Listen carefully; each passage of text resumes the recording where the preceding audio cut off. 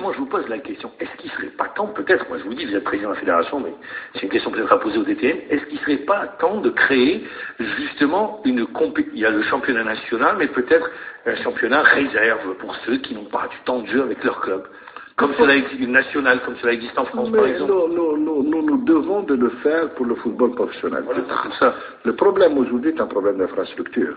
Le problème est un problème. Si vous créez un autre championnat, cela suppose qu'il faut avoir des stades et qu'il faut aussi dépenser de l'argent. Au moment où les clubs disent que nous n'avons pas d'argent, au moment où les stades, on n'a pas d'aire d'entraînement pour ces clubs, et au moment où on a des difficultés à programmer des matchs, notamment à Alger, et dans certaines grandes villes, nous ne pouvons pas le faire pour cela. Mais pour vous, c'est inéluctable. Il faut passer par là. Il faut impérativement créer l'équivalent du championnat de CFA en France où les joueurs de l'équipe professionnelle au troisième palier puissent jouer pour avoir du temps de jeu.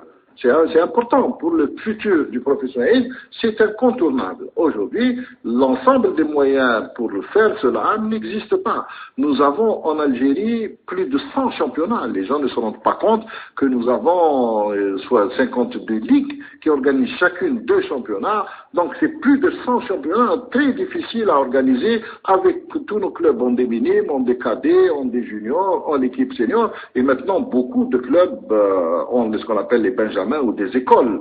Et les stades commencent à être pleins depuis 7 heures du matin jusqu'au coucher du soleil. Cette équipe olympique, c'est un peu votre bébé?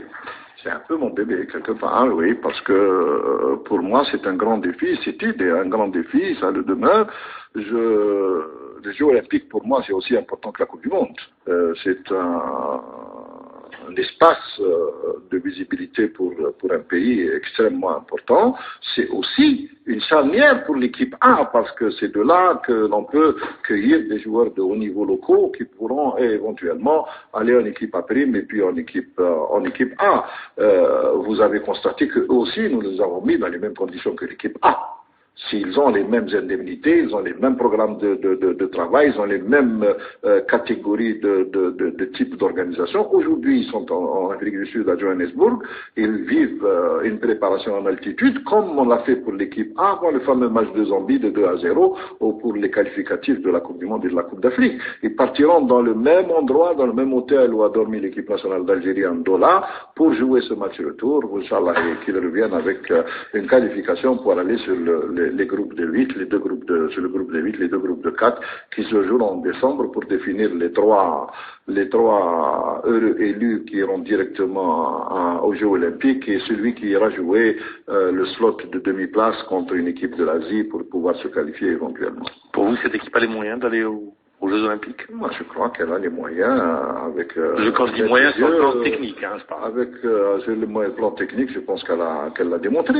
Elle l'a démontré, et le staff technique fait positivement, et j'espère je prie Dieu qu'il puisse se qualifier à ce prochain tour, parce que c'est important pour nous. Ces jeunes se sont sacrifiés maintenant, voilà 2 ans, et ils ont tellement travaillé, parce qu'ils ont fait beaucoup de regroupements au centre de Sidi Moussa, et je leur souhaite de se qualifier, parce que pour eux aussi, c'est important. Le profil du futur entraîneur. Le nom, c'est pas aujourd'hui, mais le profil. Non, le nom, c'est pas aujourd'hui. Je vous ai dit qu'on a commencé, on a reçu déjà aujourd'hui 4 ou 5 propositions, on attend les autres. Et tout ce qui se dit dans la presse, c'est la pure spéculation. Quand j'entends parler de Leroy ou de ça, c'est de la pure spéculation.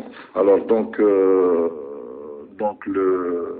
les profils, on a fixé des profils, nous avons besoin d'un vrai coach. Aujourd'hui, on n'a pas besoin d'un formateur, nous prenons des joueurs déjà formés.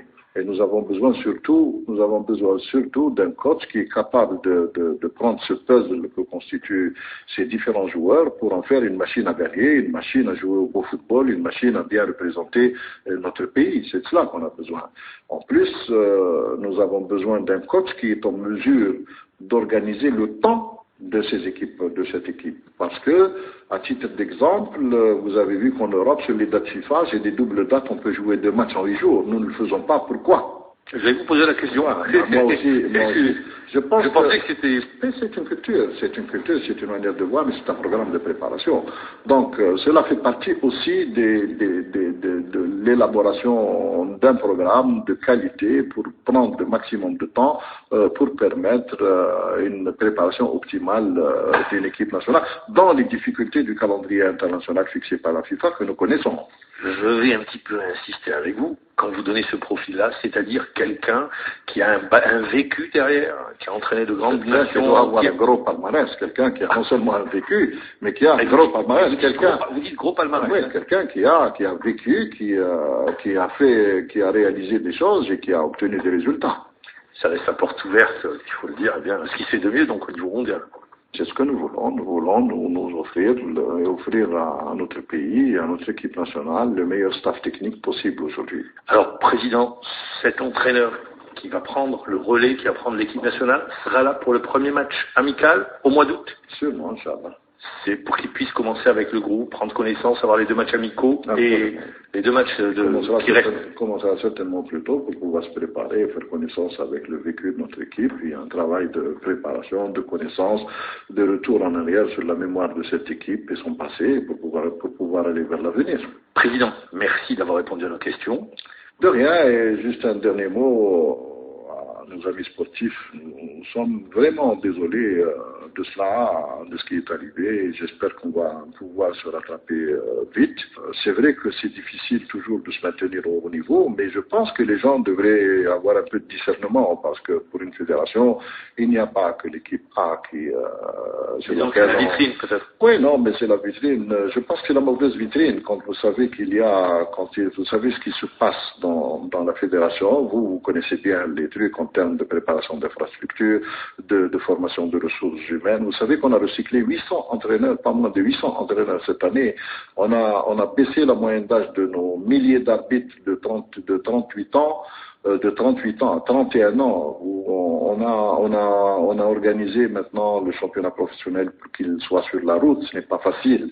On a créé la Ligue nationale du football amateur. Pour ces 2 ligues, les élections seront faites à la fin du mois. Nous venons de publier les calendriers sur les 3 prochaines années. C'est pas évident que l'on pense que le football se joue comme ça et qu'on se voit aujourd'hui et que demain on se rencontre dans un stade et qu'un match est organisé ou un championnat est organisé. Au-delà de tout ça, nous entreprenons un travail d'organisation de l'ensemble des structures pour prendre en charge les 1540 clubs qui sont dans ce pays. Et donc c'est vrai que c'est l'image plutôt c'est la vitrine, l'équipe A et la vitrine du football national. Mais pour ce qui nous concerne en Algérie, ce n'est pas la vitrine du football national parce qu'elle ne représente pas le football national. C'est des joueurs qui nous viennent d'ailleurs et qui sont le reflet d'un football d'ailleurs. Nous montons et nous avons monté une équipe et vous savez pendant combien de temps je me suis bagarré pour que nous puissions sur le plan réglementaire au niveau de l'institution la plus importante du monde pour modifier les lois, pour pouvoir disposer de ces joueurs-là, qui sont des Algériens comme tout le monde. Croyez-moi, récemment au dernier congrès de la FIFA, beaucoup de velléités des Européens voulaient encore casser cette loi, et heureusement que nous sommes présents dans ces structures pour nous opposer à cela. Au-delà de tout cela, ce que je voudrais, c'est un appel à tous les acteurs du football national, qu'ils soient présidents des clubs, qu'ils soient entraîneurs dans ce pays, on doit se mobiliser tous la main dans la main pour tirer dans le même sens et essayer d'organiser le football national, au moins le football de l'élite, pour produire le vrai joueur national et revenir à une forme de professionnalisme comme à l'époque des années 80, où nous avions des joueurs locaux qui étaient renforcés par 2 ou 3 professionnels. Pour arriver à ce niveau-là, il y a un énorme travail qui nous attend tous. Quand vous dites ça, c'est votre objectif. C'est mon objectif. Vous voulez tendre vers ça. Mais il est important.